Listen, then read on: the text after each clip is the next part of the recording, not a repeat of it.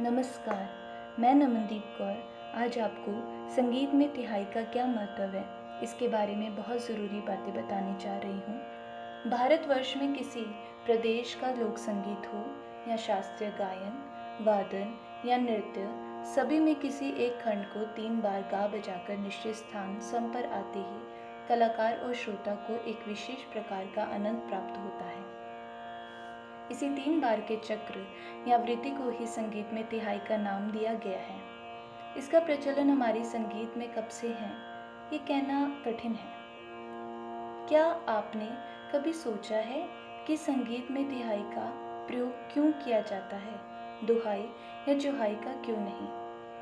तिहाई एक देशीय शब्द है। इसमें प्रयुक्त ती शब्द के त्रि का ही बोधक है। त्रि शब्द का महत्व जानने के लिए आवश्यक है कि उसका शब्दार्थ जान लें। त्रि शब्द का सामान्य अर्थ 3 है।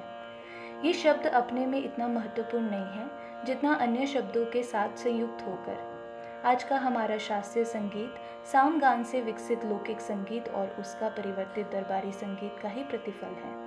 अतः इसका आधार सामगान माना जाना चाहिए। वैदिक साहित्य में वर्णित ईश्वर द्योतक ओम शब्द 3 ही अक्षरों से मिलाकर बना है। अतः आराधना के क्षेत्र में इसका विशिष्ट स्थान है। ये ब्रह्म का प्रतीक है। इसके साथ ही शिव जी का विशेषण त्रिअक्षर पर भी विचार कर लेना उचित होगा।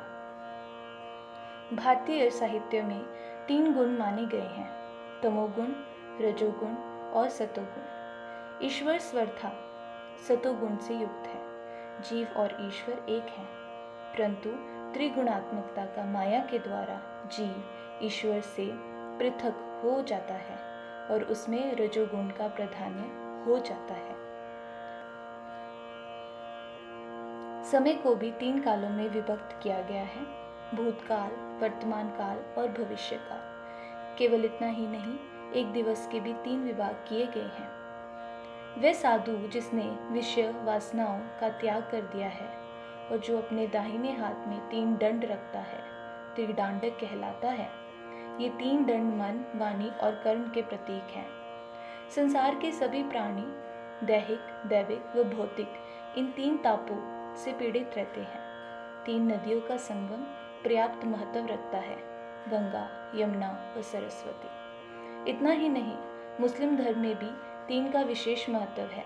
विवाह व विवाह विच्छेद जैसे महत्वपूर्ण संस्कारों में भी 3 बार कबूल किया, कबूल किया, कबूल किया या तलाक, तलाक, तलाक बोलकर ही आगे संस्कारों का महत्व दिख जाता है।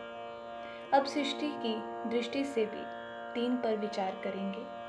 सृष्टि के प्रसारण के लिए 1 अपर्याप्त है, कम से कम 2 होना ही चाहिए और 2 होते ही नवीन सृष्टि का जन्म प्रारंभ हो जाता है। यही 3 है। यही तीसरा बहु, अनेक और अनंत को दर्शाता है। संस्कृत में 2 को द्विवचन और 3 को बहुवचन कहा गया है। गणित की दृष्टि से 3 का अंक अन्य अंकों की तुलना से अधिक महत्व रखता है। यदि 3 से किसी अंक को विभाजित करें तो जितना शेष बचेगा वही स्थिति किसी भी स्तर पर विभाजित करने पर बनी रहेगी। जैसे 13 को 3 से विभाजित करें तो शेष 1 आएगा, फिर दशमलव रखकर विभाजित करते जाएंगे तो भी शेष 1 ही आएगा। इसी प्रकार के अन्य अनेकों उदाहरण दिए जा सकते हैं।